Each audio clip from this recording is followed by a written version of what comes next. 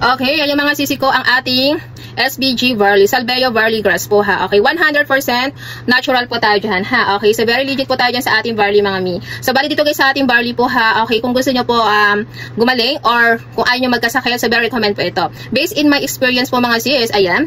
Okay, so umiinom po talaga ako nito, naka 3 jar na po ako. Dati kasi, okay, so nahirapan ako matulog sa gabi, stress. Bagay na bagay ito mga madam sa mga stress po na workaholic na tulad ko po. Okay, syempre pag kulang ang tulog nyo, so hindi kayo masyadong nakakilo sa bahay pagod. Okay, kasi pag pagod po tayo, ay pag kulang tayo sa tulog, so madali tayong mapagod. So simula uminom po ako nito mga sisi ko ha.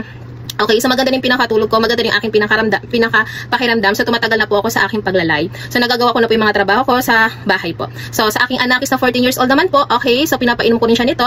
Okay, so guys, ang aking anakis po is laging may ubo. Lagi siya nag-antibiotic. Sa isang buwan po, lagi siya sa isang buwan nag-antibiotic siya. Hindi po siya nawawala ng ubo. So simulan guys na pinatake ko siya nito. Okay, kapag may ubo po siya, so pinapatake ko lang siya, nawawala po. Ayan. So very legit po ha, nakakatulong to sa ating health po. Wala naman po masama, i-try po natin. Kapag na-try nyo po, sa ipagpatuloy nyo lamang po ha, malalaman nyo naman po yung pinaka-result niya. Kaya lagi na rin po ako umiinom nito. So naka 3 jar na rin ako. Kahit medyo pricey po yan, kumpara naman po sa ating health po ha.